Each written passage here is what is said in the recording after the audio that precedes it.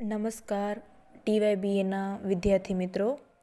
आज हम एक कंठ विस्पाई नामक पुस्तक में से एक कंठ विस्पाई काव्य नाटक की शीर्षक की सार्थकता सिद्ध कीजिए, ये प्रश्न हम आज करने वाले हैं। हमें किसी भी तरह का प्रश्न आ सकता है कि प्रस्तुत कृति के शीर्षक की सार्थकता सिद्ध कीजिए, या फिर तो शीर्षक के आधार पर कृति की समीक्षा कीजिए। तो उस प्रश्न में हमें कृति के आधार पर शीर्षक की सार्थकता सिद्ध करनी होती है। अब हम बात करें तो शीर्षक की, तो चाहे कोई भी कृति हो, उसके लिए शीर्षक एक अत्यंत महत्व घटक होता है। कोई भी रचनाकार की कृति की पहचान शीर्षक के माध्यम से ही हो सकती है। बिना शीर्षक के कृति का, नाटक का कोई मतलब नहीं होता। इसीलिए कोई भी कृति के लिए शीर्षक वह अत्यंत आवश्यक है।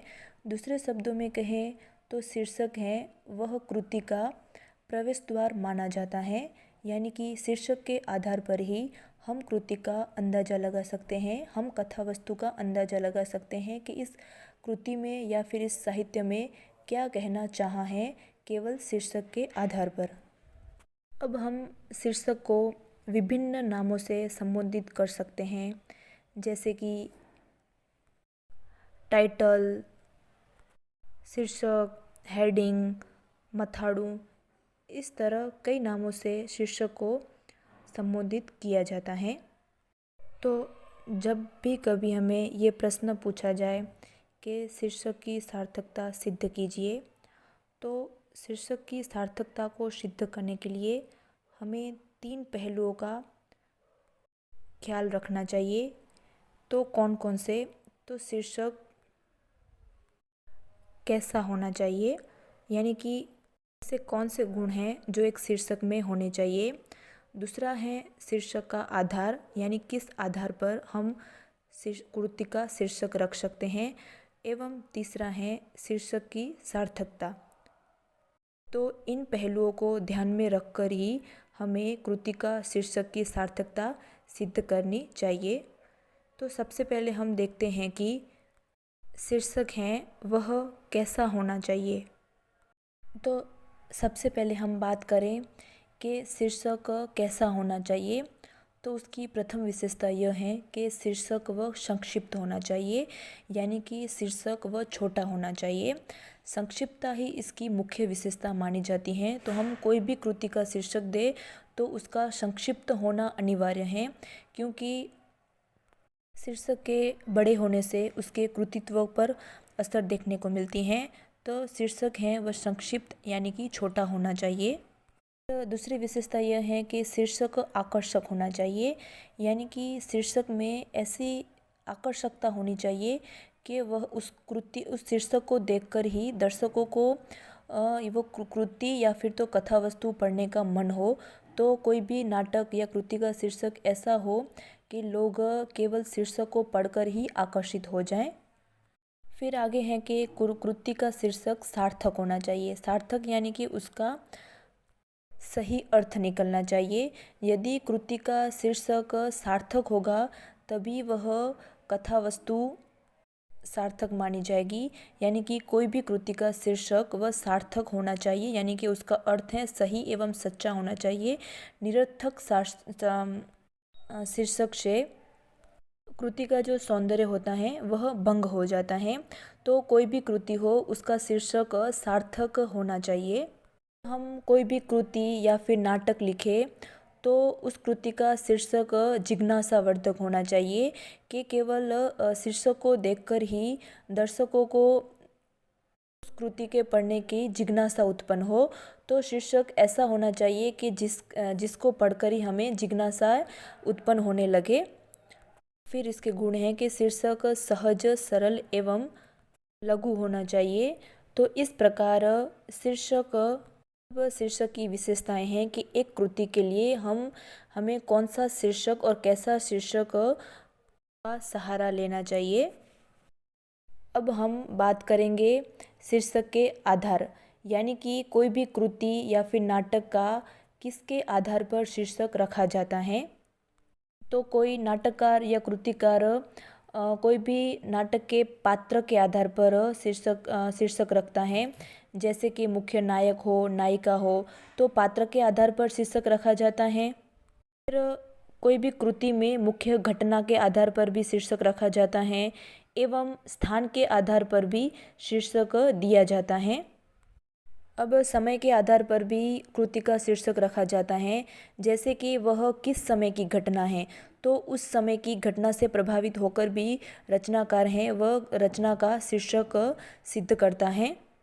कोई नाटक में मुख्य कथा होती है, तो कथा के आधार पर भी शीर्षक रखा जाता है। वह है प्रतीक। प्रतीक यानी कि सिंबल। तो कोई भी हम नाटक या फिर कृति का पठन कर रहे हो तो उसमें मुख्य सिंबल होता है, तो प्रतीक के आधार पर भी शीर्षक तय किया जाता है। आगे हम देखें तो व्यंग्यात्मकता। तो कृति में मुख्य भाव व्यंग्य का हो तो उस व्यंग्यता के आधार पर भी कृति का शीर्षक हम रख सकते हैं। एवं अंतिम है सांकेतिक।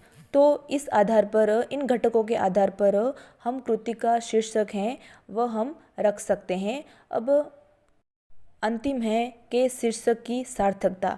अब इन सारे घटकों एवं तत्वों के आधार पर ये शीर्षक हैं वह सार्थक है या नहीं। प्रस्तुत कृति का जो नाटककार एवं रचनाकार ने शीर्षक दिया है वह इन सारे तत्वों के आधार पर कृति का शीर्षक सही है या फिर सार्थक है या नहीं, उसकी हमें तुलना करनी होती है। तो चलो अब हम देखेंगे कि एक कंठ विस्पाई नाटक का शीर्षक सार्थक है या नहीं। एक कंठ विस्पाई दुष्यंत कुमार रचित एक काव्य नाटक है। यह काव्य नाटक एक घटना पर आधारित है, यानी कि घटना के आधार पर प्रस्तुत कृति का शीर्षक दिया गया है एक कंठ विस्पाई। इस काव्य नाटक का संबंध भगवान शंकर के व्यक्तित्व और चरित्र से है। महादेव ने सदैव दूसरों के लिए दुख सहन किया। सागर मंथन की कथा और कालकूट उत्पन्न होने से विश्व पीड़ा की शांति के लिए समस्त देवता के अनुरोध पर शंकर के विषपान का प्रसंग उनके उस व्यक्तित्व को उजागर करते हैं, इसलिए वह नीलकंठ कहलाए। शंकर सती के आत्मविलोपन के बाद व्यथित होकर सोचते हैं, हर परंपरा के मरने का विष मुझे मिला, हर सूत्रपात का श्रेय ले गए कोई और। कुबेर और वरुण शंकर से ईर्ष्या करते हैं।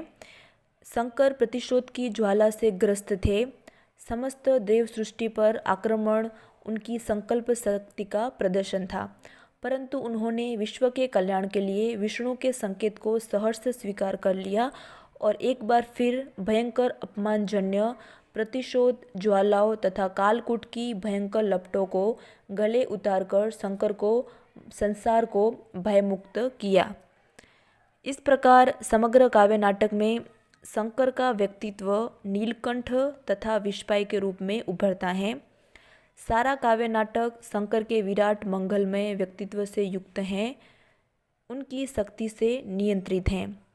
प्रस्तुत कृति का शीर्षक ऐसा है जो घटना, स्थान, उद्देश्य एवं पात्र के व्यक्तित्व को समा लेता है। युद्ध और शांति, प्रजातंत्र और शासक आदि सभी कथन शंकर के विराट व्यक्तित्व से जुड़े हैं। इस रूप में काव्य नाटक का यह शीर्षक सार्थक है, यानी कि पूरी काव्य नाटिका वह एक घटना पर आधारित है और पूरी काव्य नाटिका में शंकर अपने विविध रूपों के साथ हमें दिखाई देते हैं। तो अब हम संपूर्ण रचना का तुलना करें तो एक कंठ विषपाई का शीर्षक वह सार्थक सिद्ध होता है।